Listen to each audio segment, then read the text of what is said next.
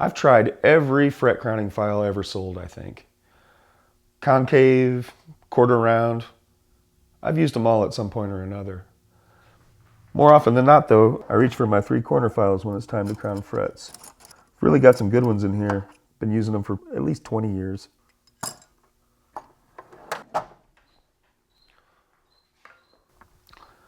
What I really like about the 3-corner file is the control that it gives me. I can see the material coming off as I'm filing on the fret, bringing the land in to a very narrow strip. And when I'm talking about land, I'm talking about this flattened surface. When you freshly level your frets, that's pretty wide. And for better intonation and feel, you want this to be pretty narrow, almost as narrow as you can get it. I'm going to blue the fret with this marker. And you can use any color, brown, red, whatever. I just like blue. It allows you to see the material coming off as you're actually pushing it off with the file. It's kind of a guide. I just generally run the file down the edge of the fret. I'm starting to tilt it, roll it into the fret actually. The 3-corner file can seem to be like it's a little tricky to use just because it's not a concave file. It doesn't have a shape that matches the top of the fret. So it can be kind of confusing when you're looking at it to think, how can I get a nicely rounded fret out of there? But at every stroke, I keep rotating the file inward just a little bit. And this is increasing the angle over the top and giving me a more narrow surface.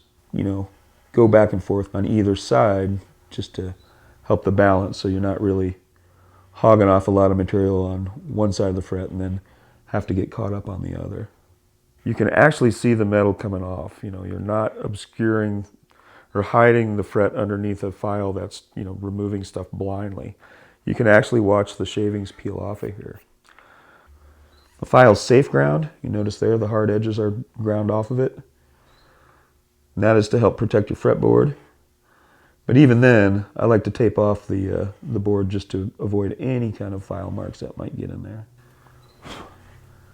It's always important to keep your tools clean with this kind of work so you don't drag any of the shavings into the fret. It might be hard to get the scratches out if you do. In the end, what you're looking for is a nice even shape on both sides. You don't want it to be lopsided one way or the other. You just want a nice, rounded up, nice thin flat down the middle, and then you're good. When you've gotten to that point, you'll realize why the 3-corner file is really the preferred file for a lot of professionals. A lot of guys use this thing and as a regular part of their work just because of the accuracy and that you can achieve with it.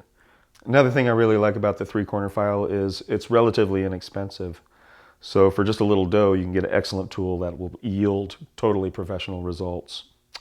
And with a little practice, your technique and speed will improve and you'll be able to whip through a neck in no time.